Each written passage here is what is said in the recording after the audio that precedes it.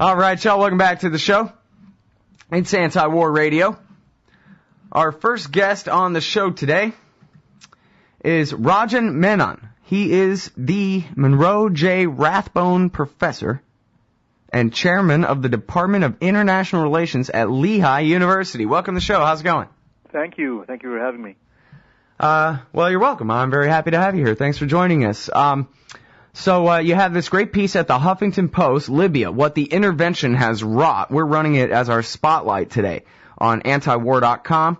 And, of course, the news headlines there right at the top of the page, too, is about the fighting in the west of Libya right now, and the so-called National Transitional Council government is trying to broker a ceasefire between some warring militias.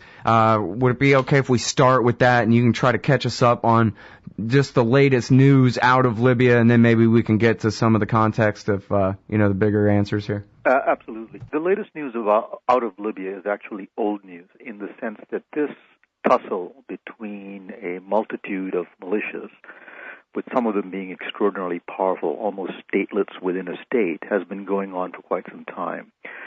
So these are militias that basically run their territories as they see fit, capture members of Gaddafi's regime and hold them without due process, do not take orders from the central government, do not give up their weapons. And it's the flip side of what was a grassroots rebellion that quickly became an armed rebellion. It was spontaneous. It was based on a series of these private and local militias, and they are often responsible to charismatic leaders, see themselves as representatives of their locality, and the most powerful ones from the cities of Misrata, Zawiya, and Zintan basically take the position that the Transitional National Council, the nominal transitional government of Libya now, was not of much consequence during the war. This is a war that they fought and died and bled for, and they are now going to retain their weapons for bargaining leverage. But the question is how long this goes on and what Libya will look like if this continues. Mm-hmm. All right, now, it took so long for them to accomplish the regime change. I guess I never thought they were going to get a lucky hit with an airstrike and get Gaddafi. But it was kind of surprising how long it took them to finally sack Tripoli. But then, in the meantime, that gave us plenty of time to speculate about what it's going to be like once they finally do sack Tripoli, because, of course, with Western Special Forces and Air Forces leading the way with their laser pointers and air-delivered bombs, obviously the war, the outcome of the fall of Tripoli, the fall of the regime, was a fait accompli. It was just a matter of time, to see.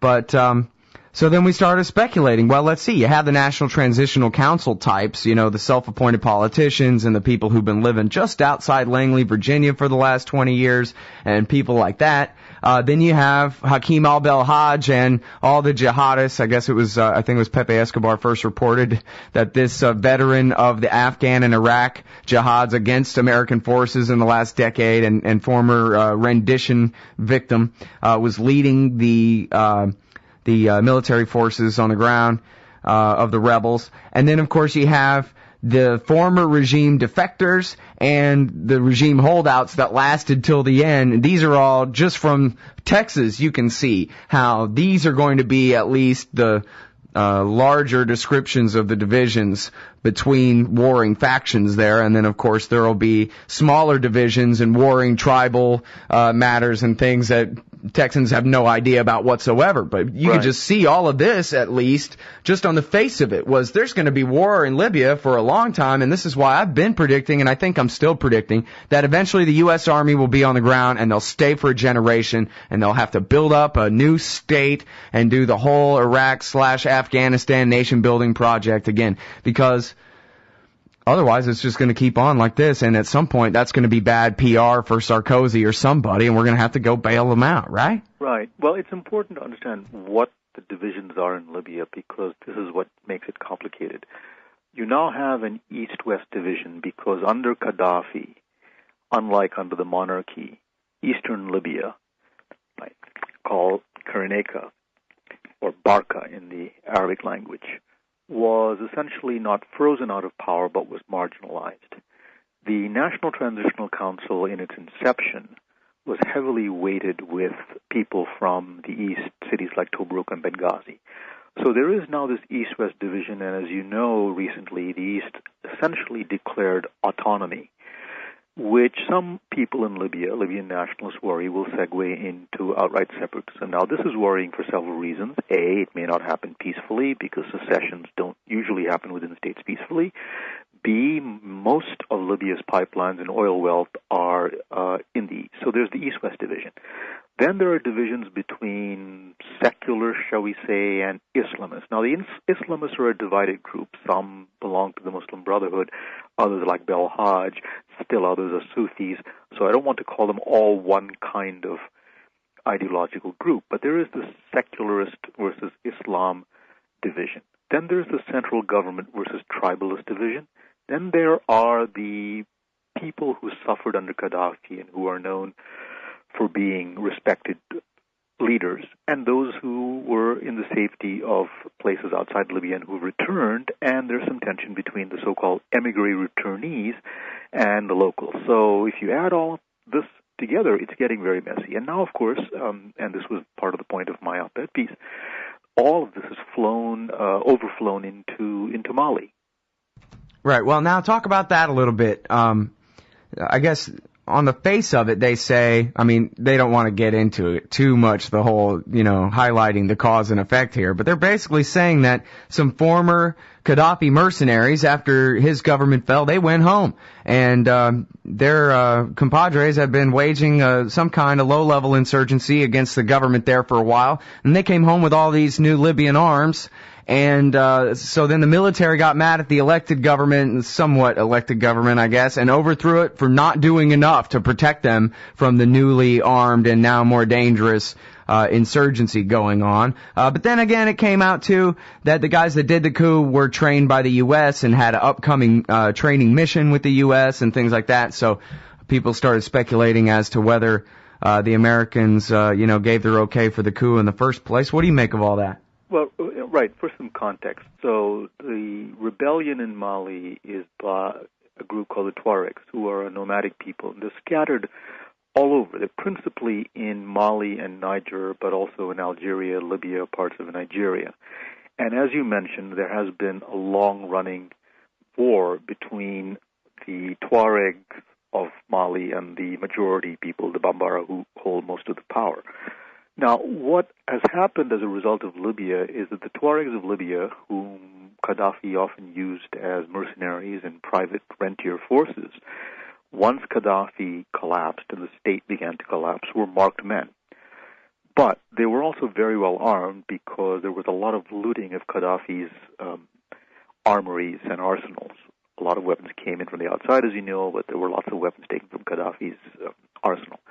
So these Tuareg from Libya moved into Mali with weapons, adding to the firepower and critical mass of their Tuareg brethren, shall we say, in Mali. And the Mali army has totally lost control of the north. The troops were demoralized because they were taking it on the chin, and there was a coup in what has been a relatively successful, at least in the last 20 years, democratic government in Mali. And this is sort of getting ugly because not only is Mali a problem, there are thousands now of refugees flowing to neighboring countries, Burkina Faso and Niger, who themselves are hardly wealthy countries. So this is not over by a long shot. Yeah, it's simply the beginning, and of course there are consequences untold still to come. In fact, one of them that seemed pretty obvious is that we're going to start seeing civilian airliners shot down from shoulder-fired surface-to-air missiles out of Gaddafi's stockpile. That brand new supply of those just hit the global black market, right? Right. Well, I hope you're wrong about the airlines being shot out of the sky, but there is no question that there are lots of arms in the hands of lots of people. I'm sorry. You know what? I should have wrapped it up there. We got to go to this break. We'll be right back, everybody, with Rajan Menon after this. All right, y'all. Welcome back to the show. It's Anti-War Radio. I'm Scott Horton, and I'm on the phone with Rajan Menon. And he's got this piece at the Huffington Post, Libya, What the Intervention Has Wrought. And sorry about the hard break built in there. Where we left off, we were talking about the loose weapons. And I guess you were saying something optimistic, that you're not too afraid that we're going to see a bunch of airliners shot down with these loose surface-to-air missiles? No. You and I should both be afraid of it. I was just saying that I hope your prediction is wrong. Oh, I see. That would be a disaster. I thought you had reason to doubt that it was going to happen. That would have been nice. No. There is certainly a problem with large amounts of weaponry, because Gaddafi had a substantial arsenal in the hands of we don't know quite whom, and we don't know quite where. That is certainly a problem. It goes back to the point that, and this is the one theme of my piece, that when you topple a regime, a repressive regime, there are significant follow-on consequences that you have to anticipate and that you have to plan for. And we have a situation now where that clearly was not done. And we're facing the consequences, but above all, the Libyan people are facing the consequences. Yeah. Well, one thing, I guess I never really hear this criticism. Hardly anybody ever talks about the Libya war at all ever since Gaddafi was shot. That was just the end of that, and everything's fine now, I guess, according to the American media or something. Nothing we need to worry about anyway. But it seems important to me that they lied us into war. I mean, they claimed that they were stopping. In Kosovo, they said, 100,000 men, women, and children have been massacred, which was an obvious lie. But at least they lied about a thing that had already happened. In this case, they lied and said, he's going to kill every man, woman, and child in Benghazi, a city the size of Charlotte, South Carolina. And so we have to, or North Carolina, we have to put up this no-fly zone to protect the people. And yet, it was so obvious before the fact. And it worked out exactly as I had predicted, which is once they get a no-fly zone, then that means that in order to provide security, in order for the people of Libya to be safe from their own government, we have to be in the way, which means that we have to overthrow the government. That it's only one step in logic to regime change in Tripoli, and there it was. But that's not how they sold it to the American people or to the British or the French or anybody else who participated in it either.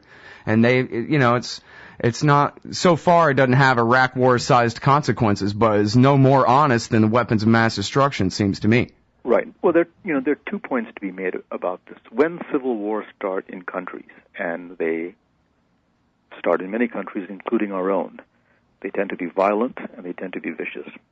Now, in the case of Gaddafi, because of the Arab Spring, there was, in fact, a spontaneous uprising that had many, many causes that there isn't time to go into here. And it was rooted primarily in the east, above all in Benghazi, and then it spread as far west as Tripoli and then further west. There's no question that Gaddafi faced a problem. There is also no question that this leader was not a Boy Scout. We should say that. Now, however, if you read his speech in the middle of February, right, about a week after the uprising begins, or maybe it was the 21st of February, I forget exactly, that speech has been quoted as the basis for action because it is known as, in some quarters, as the genocide speech. I am not saying for a moment that Gaddafi wouldn't have used violence against the protesters, but if you read the speech itself, what he says is that there are people who have taken up arms against the government, that if you lay down your weapons, you can surrender.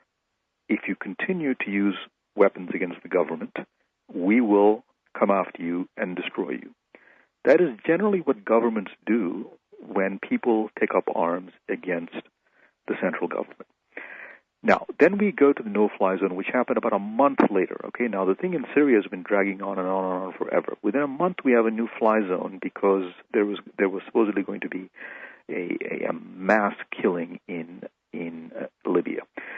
The no-fly zone, though, becomes very quickly much more than that. It becomes an active intervention in the civil war in all the ways that you mentioned. This is one of the reasons, by the way, that I don't think this kind of thing will ever happen again in a long time, at least, through the Security Council, because both the Russians and the Chinese feel that they were had. They believe that what began as a no-fly zone just to prevent aircraft from flying, right, then morphed into supply of weapons, special forces, reconnaissance, and the whole bit, where the international community became involved in deciding the outcome of the civil war. And so that is sort of where we have things now. All right, now, can you talk to us a little bit about race in Libya post-regime change here? Because from what I understand, there was a kernel of truth to this, that Gaddafi had hired sub-Saharan African mercenaries to be part of his own kind of personal Gestapo, which was really the power in the country, not the army. And that based on that, the conclusion of the rebels was, or at least they claimed to believe anyway, that anybody with black skin is a mercenary of Muammar Gaddafi, and so let's take out our revenge on them. And David Enders from McClatchy Newspapers interviewed, at least a dozen black women from this refugee camp, I believe just outside Tripoli, who talked about the rebels coming in and committing mass rapes every night, kidnapping them and taking them away. And I've talked to Enders before over the years, and I'm pretty sure that he wasn't just falling for Gaddafi's passing out Viagra type propaganda. I mean, he was interviewing these women himself there. And then RT played footage of black men bound, gagged with green flags, being held in the zoo. And I'm thinking, what in the world is going on here? And gee, why isn't this on CNN and stuff like that? So, Scott, some of the problems that you described were due to the collapse of the state and the freewheeling justice meted up by the militias. There's no question that black Africans in Libya, or Libyans with dark skin, were set upon and brutalized in ways that are unforgivable and unlawful. There were several types of people. There are the Tuaregs in the south. There are black African mercenaries that Gaddafi periodically used, but there were large numbers of migrant workers from poor African countries who came to Libya because, relatively speaking, you could have a better life there. But there was no distinction drawn sometimes by marauding groups that set upon these people, because if you were black, then you were by definition a collaborator with the regime. And there were lots of incidents involving people getting hurt, raped, in some instances killed perhaps. And it is a very difficult problem. And to have these problems cease, you need a government with legitimacy and authority and implementation power, and you don't have that now. Well, can you give us some kind of numbers? Is this still, I guess I'd like to imagine that, well, this was just really at first in that original chaos, but it's still just chaos. So, has there been a reduction? Is there any kind of numbers of people who've been murdered based, race-based murders and that kind of thing going on? I couldn't give you the numbers because I don't have them with any degree of confidence. But hundreds or tens of thousands, or you know what I mean? Yeah, some kind of ballpark. Yeah, I'd like to speculate, Scott, but I really cannot. But even 5 is too many. In other words, when you have a transition, which is a transition to democracy, which is supported by states on the basis that they're supporting liberty, freedom, and democracy, this sort of problem should not happen at all. So whether it's 5 or 500, the brutalization of people simply based on their racial characteristics is unacceptable. The government may not have deliberately wanted to do this, but it certainly has no capacity to stop it. It really governs at this stage at the pleasure of the militias. Right? This is the problem. Can you talk to me a little bit about Hakim al-Belhaj? It seems important that he was the military leader. I remember Michael Scheuer, the former CIA officer, went on CNN and got the hairdo lady, anchor ladies mad at him for saying that, well, the CIA's talking to some people, but there are a lot of people who won't talk to the CIA. So they might think that things are going to go this way, but really they're going that. And then it turned out that actually, this guy Hakim al-Belhaj was the military commander, apparently had not been talking to the CIA, and he was the one that they were really fighting for. Oops. And then, but we haven't heard too much about, how much power and influence he has at this point, for example, or how much he's set to have. He's an extraordinarily powerful person. He was the leader of one of the major militias. He then became commander of the Tripoli garrison. And the real question about Belhaj is if there is some sort of stable institutional structure, will he morph into the run-of-the-mill politician? And if he does, what is his vision for Libya? There's just a lot about the people in power now that we don't know. Yeah. And again, this is a guy who was a veteran of the Afghan and Iraq wars on the side against the Americans in both cases that we just fought a war for. Yes, it's not a pretty picture. All right. Thank you so much for your time. I really appreciate it. You're welcome. That's Rajan Menon, everyone. He's got the spotlight today on antiwar.com. It's at the Huffington Post. Libya, what the intervention has wrought.